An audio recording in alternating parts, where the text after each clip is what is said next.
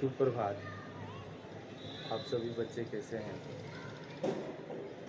आज मैं आपको जो गोदली की पुस्तक है उसका काव्य खंड का पहला पाठ जो है पद, ठीक है, और ये रैदास जी द्वारा रचित है। आज हम रैदास के जीवनी को जानेंगे, समझेंगे और उसके अगले वीडियो में हम पाठ जो पद है उसका हिंदी रूपांतर हम करेंगे, उसको व्याख्या करेंगे। और आप सभी के पास तो किताब होगा ही, तो रैदास की जो जीवनी है उसको आप लोग निकालिए और हम आज पढ़ाते हैं और अब समझिए। इससे देखिए आपके स्क्रीन पर जो दिखाई दे रहा है यहाँ पे ये गद्य खंड है और ये काव्य खंड है, ठीक है। गद्य खंड में 12 पाठ है और काव्य खंड में भी 12 पाठ है। और ये आपका तो हमने आपको ये ग्राम गीत का मर्म है पाठ 3 तक आपका गद्य में लिखवा पढ़ाए हैं। उसका प्रश्न उत्तर का हम PDF आपके मोबाइल पर भेज देंगे, उससे आप लोग बना लीजिएगा। और आज रैदास की जो ये काव्य खंड का पहला पाठ है इसका हम बता रहे हैं। 1-2 पाठ इसका भी पढ़ाने के बाद हम इसका भी PDF भेज देंगे, आप लोग इसको बना लीजिएगा। देखिए गोदली का जो पेयर बनाइएगा वो एक कॉपी में होना चाहिए, एक कॉपी में होगा, चाहे वो गद्य खंड हो या काव्य खंड हो, ठीक है। चलिए हम निकालते हैं काव्य खंड का पहला जो रैदास है उनके बारे में, ठीक है। तो हमारे आप लोग देख सकती हैं ये निकल चुका है, आपके पास भी किताब होगा। चलिए हम पढ़ते हैं। रैदास नाम से विख्यात संत कवि रविदास का जन्म बनारस में सन 1388 ईस्वी में और निर्वाण बनारस में ही, मतलब मृत्यु 1518 ईस्वी में हुआ, ऐसा माना जाता है।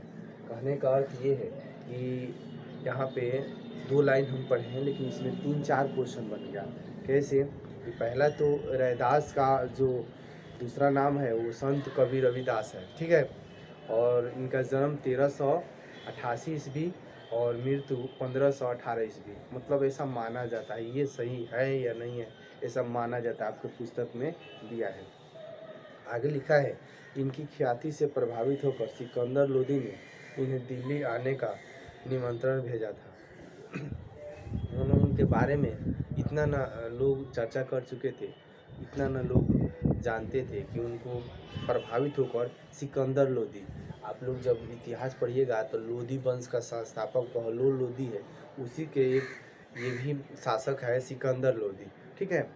तो हो सकता है कि ये आपका 1388 से 1518 के बीच में की ये घटना हो, ये बातें हो, तभी ना ये जी देखिए आप लोग देखिएगा बहुत से ऐसे शासक हैं, उनके समकालीन बहुत सारे कवि हैं। तो आप लोग ये समकालीन जैसे पूछ दे कि सिकंदर लोदी के समकालीन इनमें से कौन कवि हैं, तो रैदास आ जाएंगे, ठीक है, अगर ऑप्शन के अनुसार देखिएगा। चलिए आगे देखते हैं। तो ये सिकंदर लोदी ने क्या किया, इनकी ख्याति से प्रभावित होकर दिल्ली आने का निमंत्रण भेजा। मध्ययुगीन साधकों में रैदास का विशिष्ट स्थान है। मध्ययुगीन जो काल के कवि हैं उसमें रैदास का विशिष्ट स्थान है, मतलब ऊंचा स्थान है। आगे दिया है कबीर की तरह रैदास भी संत कोटि के कवियों में गिने जाते हैं। आप लोग इसे देखिएगा, कबीर जो है संत कोटि के कवि हैं और ये रैदास भी हैं, ये भी गिने जाते हैं संत कोटि के कवि में, ठीक है। आगे कह रहा है कि मूर्ति पूजा तीर्थ यात्रा जैसे दिखावे में रैदास का जरा भी विश्वास न था। कहने का अर्थ है कि रैदास जो था, जैसे कबीर दास मूर्ति पूजा में और तीर्थ यात्रा में जैसे दिखावे में वो विश्वास नहीं करते थे, सेम वैसे ही रैदास जो है ये भी विश्वास नहीं करते थे मूर्ति पूजा और तीर्थ यात्रा में। देखिए वो कबीर दास जो थे वो कर्म को प्रधान मानते थे, किसी की सेवा को प्रधान मानते थे। गरीब को खाना दे दीजिए, उसको आप कपड़ा दे दीजिए, ये वो पुण्य मानते थे, न कि मूर्ति पूजा पर आप जाइए और पूजा कीजिए, दान दीजिए, या ये क्या बोलते हैं आपको कहीं तीर्थ यात्रा में घूमने का, ठीक है। आगे चलते हैं।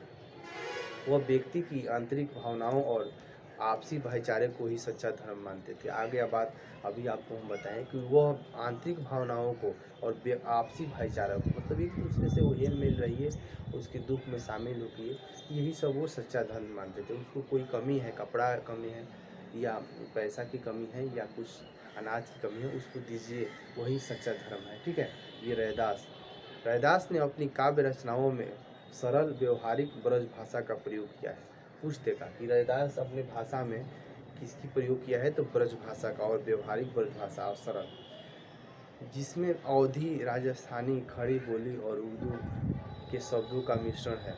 रैदास को उपमा और रूपक अलंकार विशेष प्रिय रहे हैं। सीधे सादे पदों में संत कवि ने हृदय के भाव बड़ी सफाई से प्रकट किए हैं। इनका आत्मनिवेदन, दैव भाव और सहज भक्ति पाठक के हृदय में उद्वेलित करते हैं। कहने का अर्थ ये है, रैदास एक संत कोटि के कवि हैं और वो क्या किए कि वह इतने न लोगों को समझाए अपने बाणी से कि आप मूर्ति पूजा, तीर्थ यात्रा जैसे नहीं जाइए। आप सच्चा धर्म यही है कि आप दूसरे का मदद कीजिए, दूसरे के दुख में सहायता कीजिए। ठीक है, सहयोग कीजिए। यहाँ दिया है आगे, रैदास के 40 पद सिखों के जो धर्म ग्रंथ है गुरु ग्रंथ साहिब, उसमें सम्मिलित है। क्वेश्चन यहाँ बन गया कि रैदास के कितने जो पद हैं वो गुरु ग्रंथ साहिब में शामिल है, तो 40। ठीक है, अब यहाँ देता है, आगे चलिए। यहाँ रैदास 2 पद लिए गए हैं। पहले पद है, प्रभु जी तुम चंदन हम पानी। मैं कवि अपने आराध्य को याद करते हुए उन्हें अपनी तुलना करता है।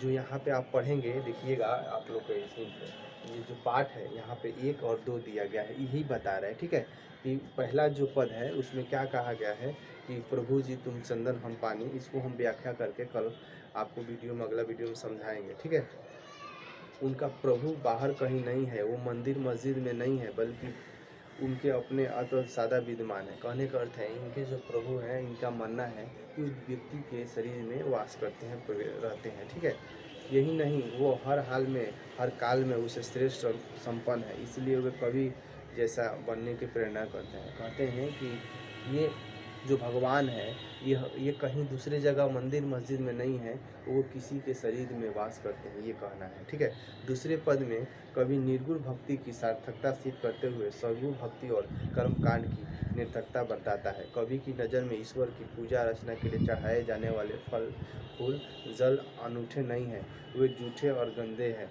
इसलिए कवि पूजा अर्चना में, कर्मकांड में पकड़ मन ही मन ईश्वर की पूजा करता है और अपने भीतर ईश्वर की सहज सगुण छवि बनाता है। कहने का अर्थ है, जो दूसरा पद है वो कहते हैं कि मैं जो भी ईश्वर के पास जो फल या कुछ भी चढ़ाते हैं वो झूठा है। ठीक है, इसीलिए कहते हैं कि कोई भी ईश्वर की पूजा करे तो फल से या कोई भी चढ़ावा से न करे, वो मन ही मन सच्चे दिल से प्रार्थना करें और प्रार्थना करें। ठीक है, चलिए आज के लिए बस इतना ही। आप लोग आज क्या पढ़ी, रैदास की जीवनी पढ़ी। अगले वीडियो में हम आपको इस पाठ के जो पाठ है इसको हम हिंदी रूपांतरण में अपने शब्दों में हम समझाएंगे। तो आज के लिए इतना ही।